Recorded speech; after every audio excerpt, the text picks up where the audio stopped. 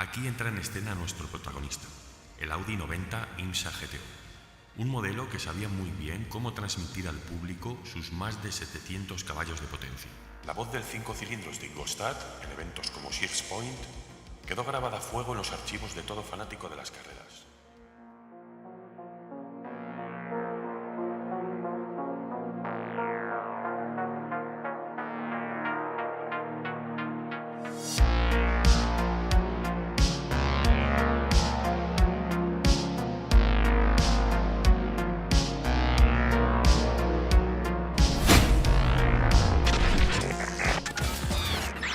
El rugido de un motor V8 reverberaba en el aire, pero no era el sonido esperado. En lugar de un deportivo ligero, el asfalto temblaba bajo las ruedas de una berlina de lujo. Era 1990 y Audi, una marca conocida por su dominio en los rallies, decidía desafiar las convenciones del Deutsche Tourenwagen-Meisterschaft, el DTM, con un vehículo que además parecía fuera de lugar, el Audi V8 4. Pero esta no era la primera vez que la marca de Ingolstadt desafiaba la lógica. Poco antes, al otro lado del Atlántico, Audi había arrasado en el campeonato Tram-Sam con el 204 y en la IMSA GTO, posteriormente, con el brutal 94, los dos en el canal.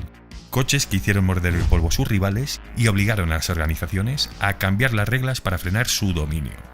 La tracción integral ya había demostrado ser una ventaja temible en circuitos de asfalto, y Audi llegaba ahora a Alemania, a su casa, con esa experiencia fresca y además con un apetito insaciable por volver a ganar. En un campeonato dominado por los BMW M3 y los Mercedes 190, dos rivales ágiles y perfectamente adaptados a esta competición, Audi apostó por una antítesis del DTM y además disfrazada de innovación. La estrategia seguía siendo clara: exprimir al máximo su sistema de tracción integral 4, que era una tecnología que había brillado en los tramos de rally y que pocos creían que pudiera trasladarse con éxito a los circuitos más rápidos y técnicos de Europa. Y eso les pasó por no seguir la competición de Norteamérica, ¿veis? La respuesta llegaría en forma de victorias, estrategias audaces y una determinación inquebrantable. ¿Cómo estáis, compañeros? Bienvenidos un día más. Hoy os voy a contar cosas de este vehículo que nadie os ha contado. Su nacimiento, su forja, su construcción y su extinción o su huida. Aquí vamos a desmentir también algún que otro dato.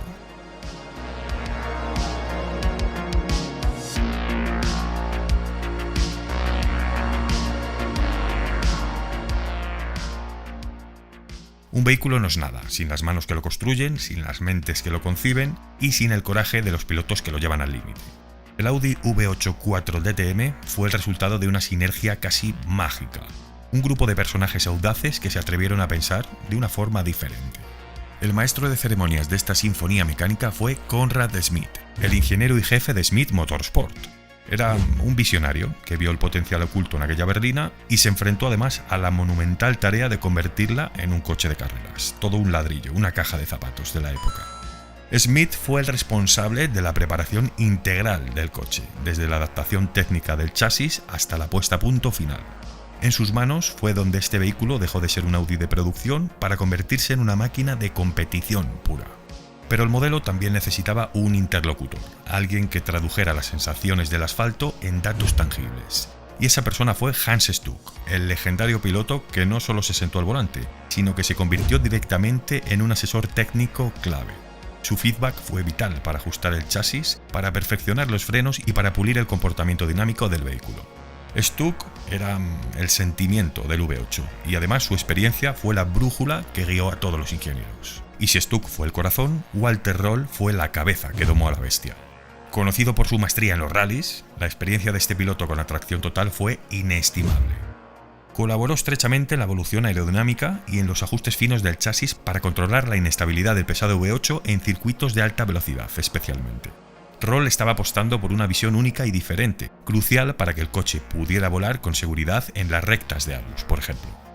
Y al frente del corazón metálico estaba el maestro Peter Schmidt, el ingeniero jefe de motores de Audi Sport.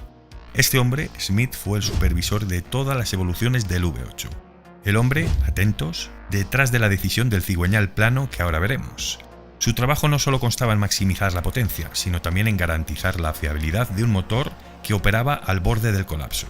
Y finalmente, y no menos importantes, estaban los héroes anónimos. El equipo mecánico de Schmidt Motorsport. En cada parada en boxes, en cada sesión de entrenamiento, eran ellos los que lidiaban con los problemas derivados del peso y la complejidad del sistema 4. Toda su dedicación y habilidad fueron la primera línea de defensa contra todos los fallos, permitiendo así que la ambición de los ingenieros y el talento de los pilotos se hicieran realidad en la pista. Bueno, empezamos por la base, que obviamente era la carrocería de una berlina de lujo, pesada y muy voluminosa. Ahí la tenéis. El desafío era enorme, porque teníamos que convertir un salón ejecutivo en un depredador de la pista. El equipo de ingenieros de Smith Motorsport, bajo la atenta supervisión de Audi Sport, se puso manos a la obra. El chasis fue completamente reforzado, ya que era un esqueleto de acero que tenía que soportar un brutal peso extra. Las suspensiones, con un esquema McPherson delante y multibrazo detrás, se rediseñaron para resistir el peso y las cargas aerodinámicas, lo que obligó a un trabajo meticuloso para encontrar el equilibrio perfecto entre rigidez y absorción. Y este peso precisamente era el talón de Aquiles del vehículo, porque el reglamento DTM obligaba a Audi a correr con un peso mínimo de 1.220 kilos, un lastre de hasta 320 kilos más que sus rivales directos, los ligerísimos M3 y los 190e Evo 2. Este exceso de peso no era más que la venganza del reglamento por la ventaja de la tracción 4. ¿Qué conllevaba esto? Pues que en circuitos revirados las frenadas fuesen más largas y los cambios de dirección más lentos, pero la tracción total compensaba con creces estas desventajas. Bueno, con creces compensaba a secas, que luego malinterpretan las cosas. En Audi sabían que el peso era un hándicap, obviamente, pero confiaban totalmente en que su tecnología sería la clave de la victoria. Confiaban bien. Durante su debut en 1990, la carrocería del V8-4 era casi idéntica a la del modelo de calle. Bueno, la de todos los participantes. En este caso era una estética imponente, sí, porque era un coche enorme, robusto, pero aerodinámicamente era bastante primitiva para la alta velocidad. En circuitos rápidos, como el Abus, por ejemplo, los pilotos notaban que el coche tendía a flotar, que era un fenómeno conocido como portanza, y esto reducía el agarre y hacía peligrosa la conducción a alta velocidad. Así que en 1991 el equipo aerodinámico de Audi Sport encontró una solución que transformaría el comportamiento del coche. La respuesta llegó en forma de aerodinámica revisada, con un alerón trasero regulable que permitía ajustar la carga en cada circuito, junto a un splitter delantero también móvil que pegaba el morro del coche al asfalto. Estas modificaciones fueron cruciales, ya que permitieron al V8 mantener su velocidad máxima sin sacrificar la estabilidad en pistas rápidas, que la DTM eran muchas. Y no se trataba del típico motor adaptado, porque el bloque de 32 válvulas con 2 árboles de levas por bancada fue gestado para maximizar el flujo de gases, concretamente. Perfeccionaron las culatas de aluminio, rediseñando los conductos de admisión y de escape para exprimir cada centímetro cúbico.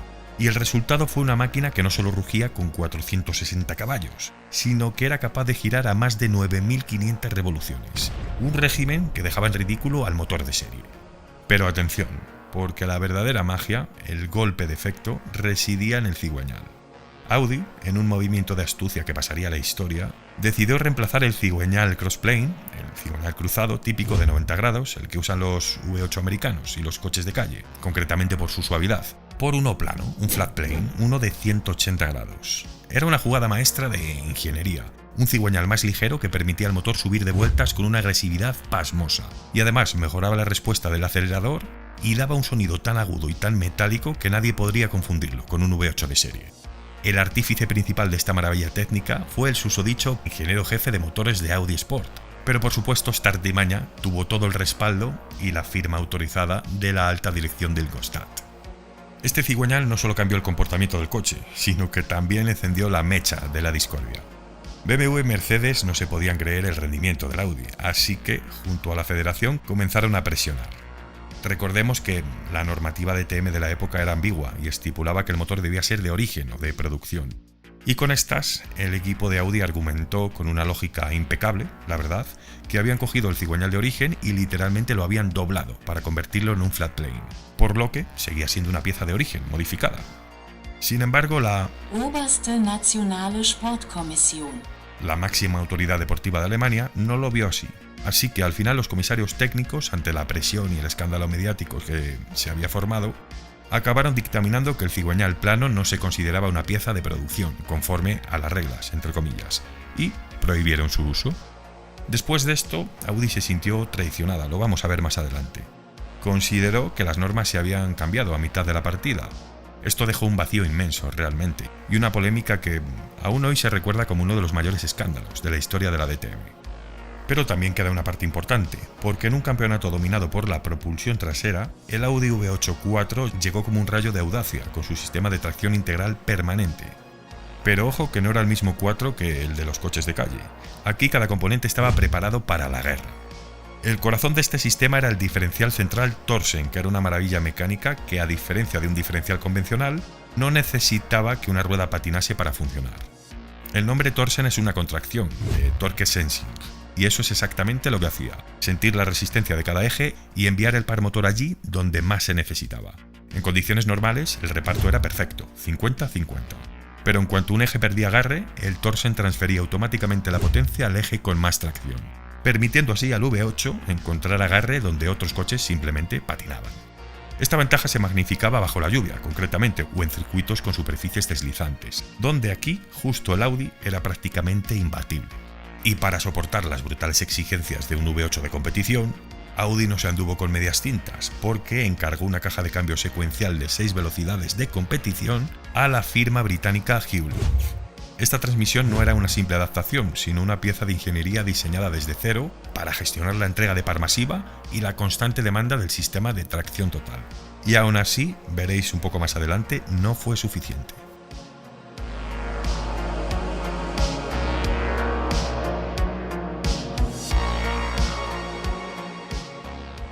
Bueno, llegamos a los boxes, llegamos a la línea de salida, a la parrilla, y cuando el Audi V8 4 hace su debut en la DTM de 1990, nadie sabía qué esperar de aquella berlina enorme y pesada, de aquel montón de hierro cuadrado, ¿no? Los pesos pesados de la categoría, el E30 Sport Evolution y el 190 Evo 2, se miraban con superioridad. Pero aquella temporada, la del 90, no fue una carrera, sino que fue una declaración de intenciones. Desde el principio, el vehículo, el Audi, fue una sorpresa para todos. El equipo consigue nada menos que 5 victorias alternadas entre Stuck y Roll. Pero el punto de inflexión llegó en Abus, el legendario circuito de Berlín conocido por sus larguísimas rectas. Era el escenario perfecto para que el V8 liberara toda su potencia. Así que allí Stuck y Roll realizaron un espectacular doblete, dejando a los rivales completamente atrás, fulminados. El 4 era imbatible en estas condiciones, demostrando que su ventaja tecnológica no era una simple teoría ni casualidad, sino una nueva y demoledora realidad.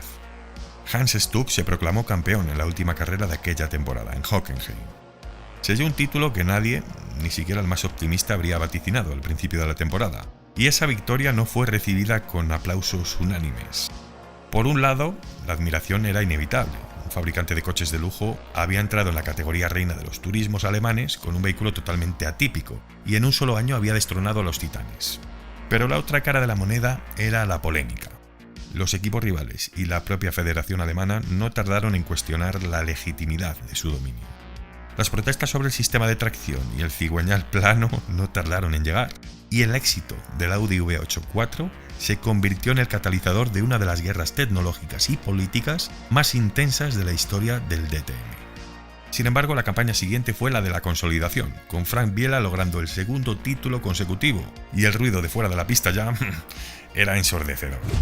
El peso, el hándicap que previamente Audi ya había asumido, se convirtió ahora en un arma arrojadiza. La federación, bajo presión de los equipos rivales, impuso un lastre adicional a mayores de los 320 kilos, que llegó a ser de hasta 80 kilos más para el Audi. ¿Qué pretendían con esto?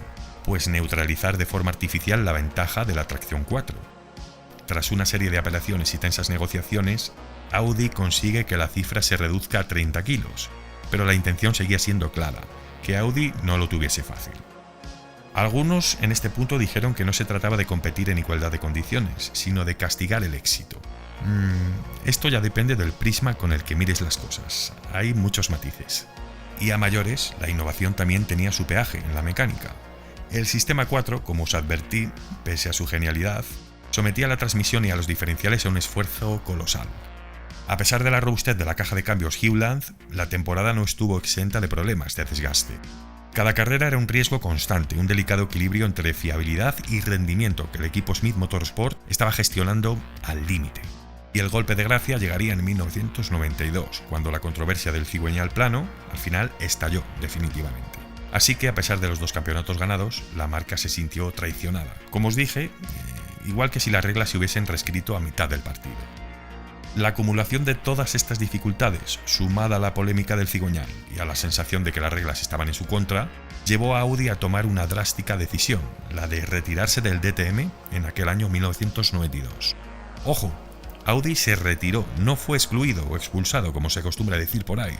No les prohibieron participar la temporada siguiente, sino que tenían que seguir unas condiciones. Y ni siquiera creo que fuese una huida por parte de la marca, sino más bien un acto de orgullo, ¿no? Audi ya no quería seguir jugando un juego cuyas reglas se cambiaran de forma unilateral. El V8.4 se fue como había llegado, con un golpe de efecto que nadie esperaba y dejando un vacío inmenso en el campeonato y una leyenda que perdura hasta el día de hoy.